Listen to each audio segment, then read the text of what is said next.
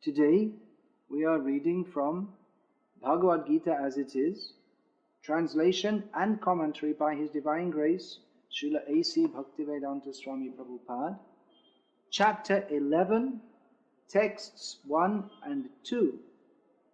Now, those who are students of the Bhagavad Gita, they know that this Chapter 11 is quite different in content from the rest of the Gita.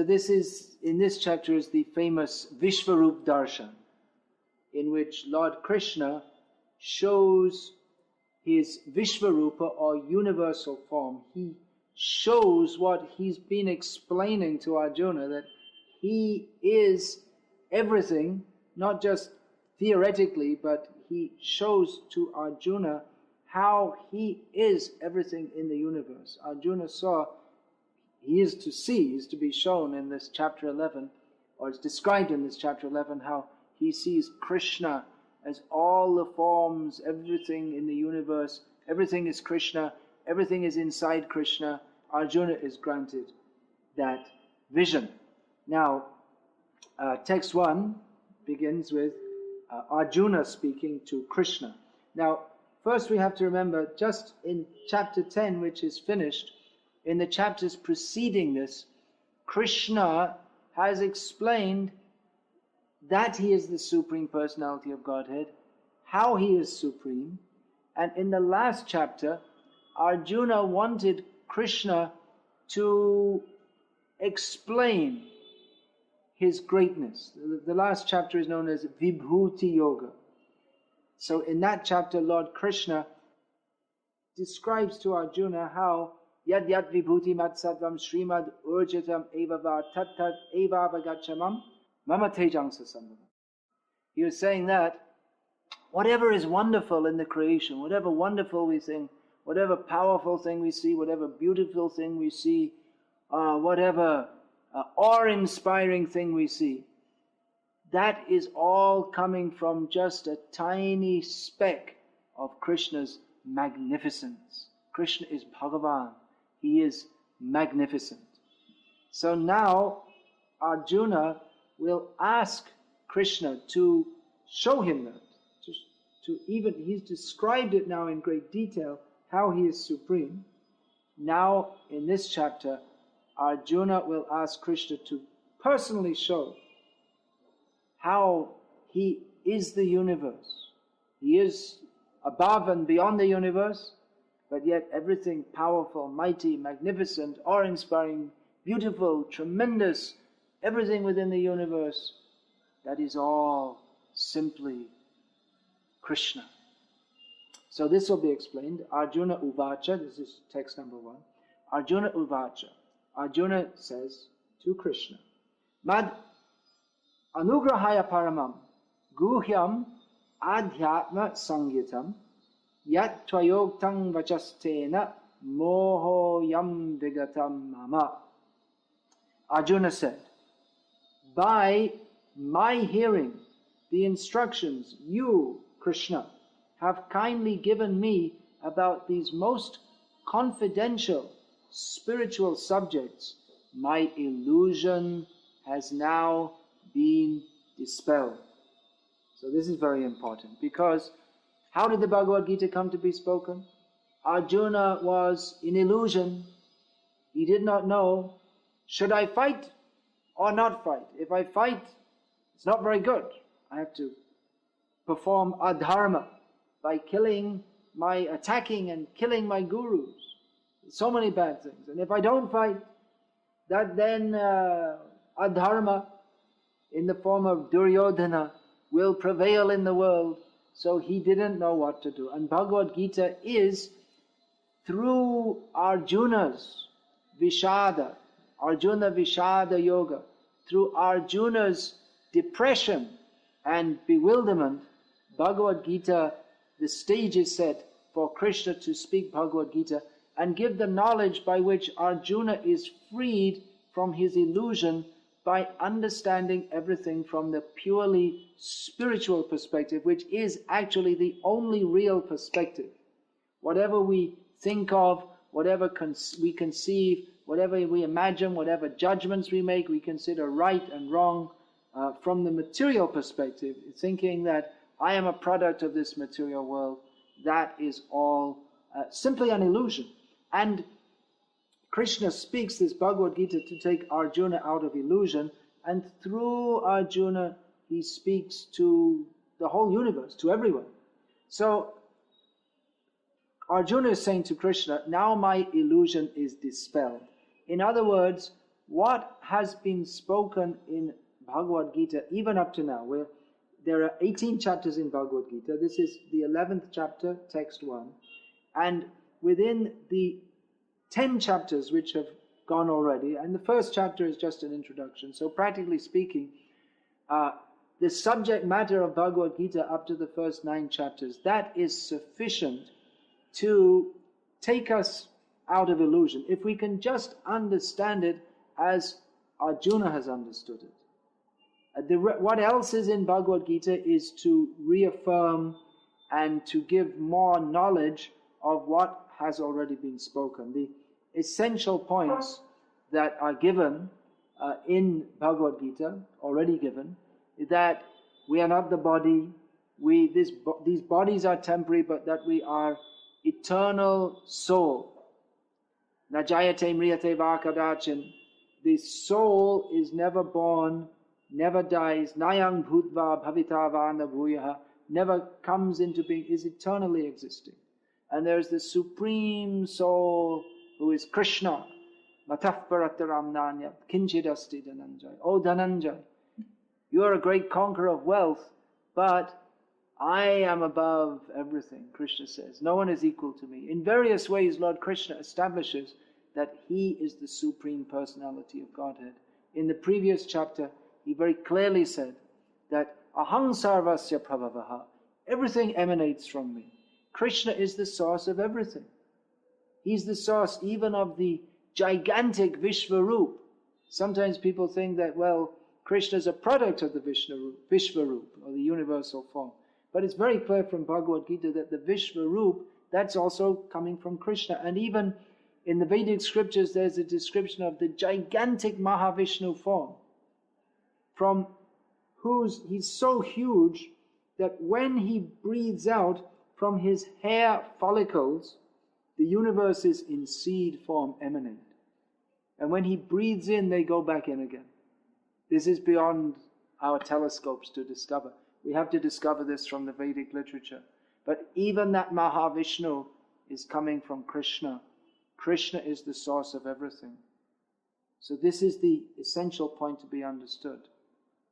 Now, Arjuna, he says, Mad anugrahaya paramam, by your supreme mercy upon me, guhyam adhyatma sangitam, you have made me understand this very confidential spiritual knowledge. Arjuna has understood it.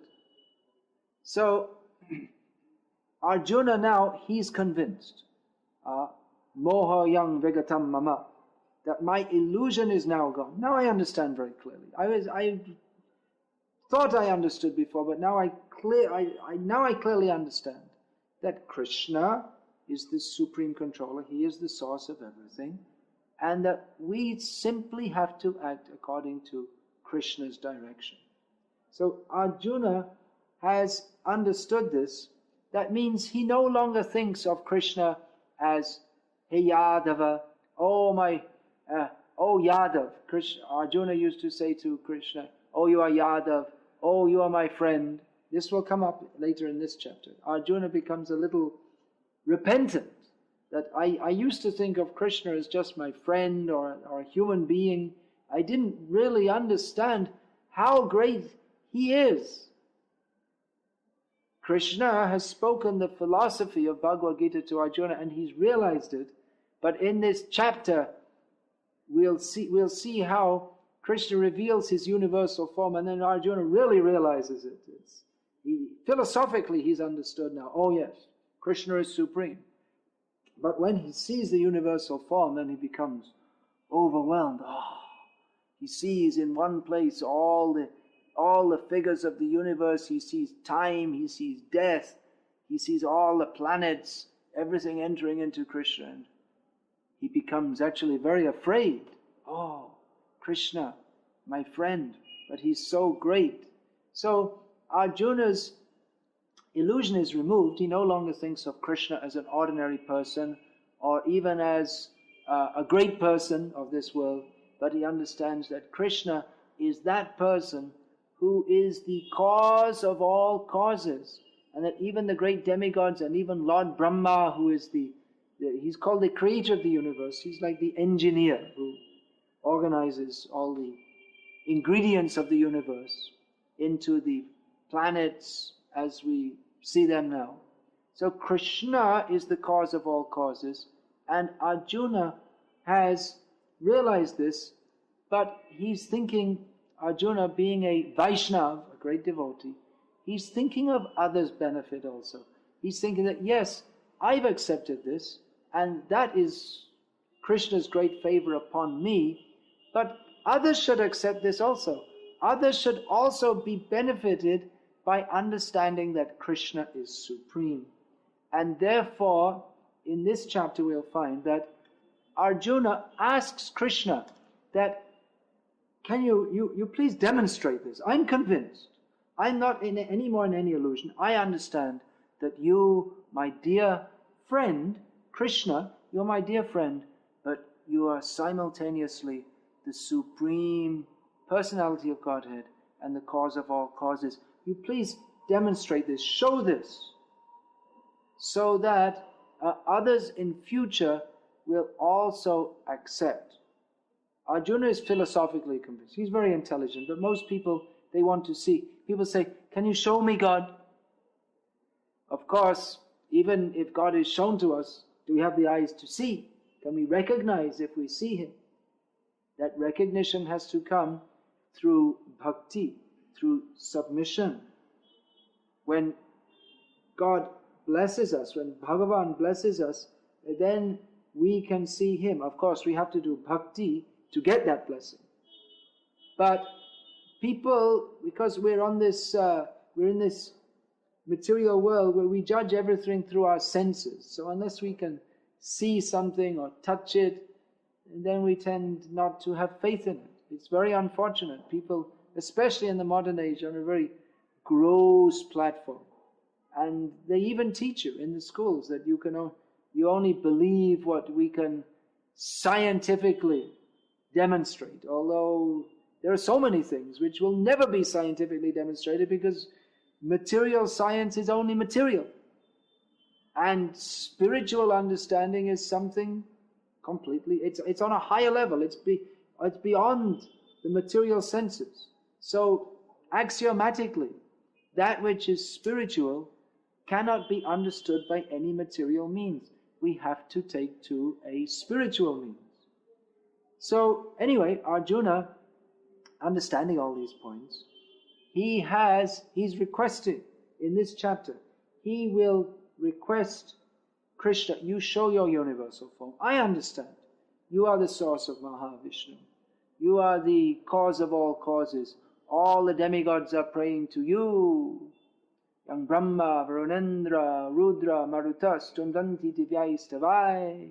All the great demigods who are far more powerful than the great powerful people of this world with their space rockets and their bazookas and their computer-guided missiles. The demigods are far, far more powerful than all the armies of this tiny little planet put together, but they are all offering prayers to Krishna because he is far more powerful than them. This will be demonstrated in this chapter. Arjuna wants Krishna, you show this. At least it will be recorded. Vyasadeva will record it. And then in future, if anyone wants to say, I'm God, we'll say, well, you just show your universal form. So, Arjuna being very kind, this is the symptom of a Vaishnava, that he always thinks of the benefit of others. So he wants that others will also accept Krishna as the personality of Godhead. And therefore, he asks Krishna to demonstrate his Vishvarupa, his universal form, which is something quite amazing. It'll be described in this chapter. But Actually, if we have a higher realization, we will understand that the two-handed form of Krishna, as he appears on the battlefield of Kurukshetra as Partha Sarathi standing before Krishna, or as he appears in Vrindavan holding his celebrated flute, this form is even more remarkable than the Vishvarupa, than the universal form. The universal form definitely is remarkable, but even more remarkable is that he who is all-powerful, all-magnificent, all-pervading, all-dominating, all-worshipable, the cause of all causes, that he, out of his love for his devotees, he prefers to take what appears to be like a human-like form so that he can reciprocate with us. He accepts our bhakti.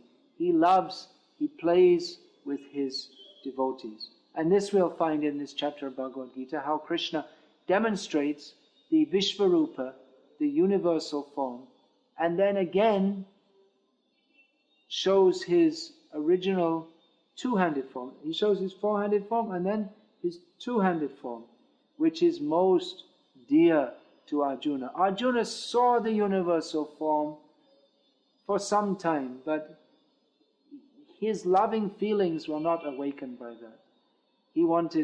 Ultimately, he wanted to see Krishna in the two-handed form. It's amazing. Krishna and Krishna Bhakti are so wonderful that Arjuna now understands that Krishna, he's not just my friend, he's the supremely powerful, opulent person. But then ultimately, Arjuna wants to have Krishna again in the two-handed form so that he can interact with him as a friend. Because Krishna is our best friend. Isn't this wonderful? People think that the Vishvarup is the most important thing in Bhagavad Gita, but no. Even more wonderful than the power and the might of Bhagavan is the love that he demonstrates toward his devotees and the love that they show for him. And this is expressed in the second verse. Arjuna, second verse of this chapter, Arjuna says to Krishna, Bhavapya yohi bhutanam shruto vistarasho maya tvatta kamalapatraksha mahatmyam apichavyayam.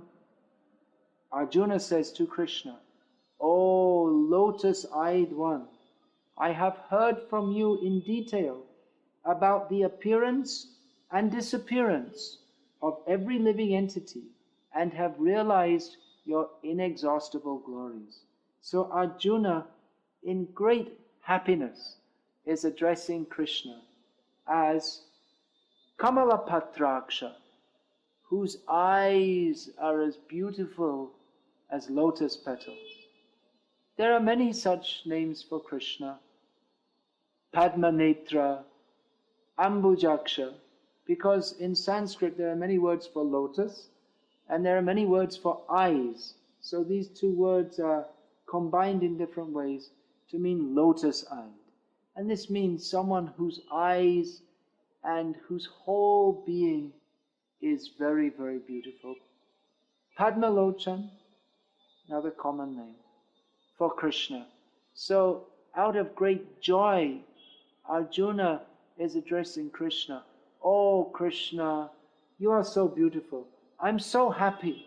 I'm so happy that you're my friend. You're so kind to me. You're so merciful. You're so powerful. But still, out of your great kindness upon me, out of your love for me, you have agreed to drive my chariot. Krishna is famous as Partha Sarathi. Krishna has millions of names, unlimited names. People say God has no name. He has millions of names according to his brilliant transcendental qualities. So here Arjuna is addressing Krishna as Kamalapatraksha. O you who have eyes as beautiful as that of a lotus petal. Arjuna is appreciating Krishna. Krishna is speaking Bhagavad Gita to Arjuna Arjuna is already a great devotee, even before hearing Bhagavad Gita. Otherwise, why would Krishna agree to drive his chariot? He doesn't drive his chariot for anyone. He doesn't drive anyone's chariot. He becomes the servant of his devotee out of great love. So Arjuna is already a great devotee. But by hearing Bhagavad Gita, his appreciation of Krishna, it increases hundreds and thousands of times. He appreciates that this Krishna, who is so beautiful, who is my friend, is the Supreme Personality of Godhead, and he is so kindly speaking Bhagavad Gita to us. So we can also take advantage. Just like Arjuna wanted Krishna to exhibit the universal form so that people in future could appreciate that Krishna, yes, he actually is all-powerful. He is actually the Supreme Personality of Godhead. So in the same way, all devotees, they desire that everyone suffering in this material world appreciate the glories of Krishna, that they also, like Arjuna, call out in great joy, "Oh Krishna, oh Kamalapatraksha, oh lotus-eyed one," that everyone appreciate Krishna and come to the shelter of Krishna's lotus feet. So for the same purpose, our most worshipable Param Puja, A.C. Bhaktivedanta Swami Prabhupada, has compiled this Bhagavad Gita as it is, illuminating the glories of Krishna, illuminating the glories of Bhagavad Gita, illuminating the glories of Arjuna. So if we have some appreciation of Krishna, which I'm sure my dear viewers, you're all having, otherwise you wouldn't be watching this program. You're appreciating Krishna. So please take advantage of this Bhagavad Gita as it is by Srila Prabhupada. Read it regularly. Even if we read Bhagavad Gita 10 times a day, still our appreciation of Krishna will increase more and more and more and more. Krishna's great gift, not only to Arjuna, but to everyone, is this Bhagavad Gita.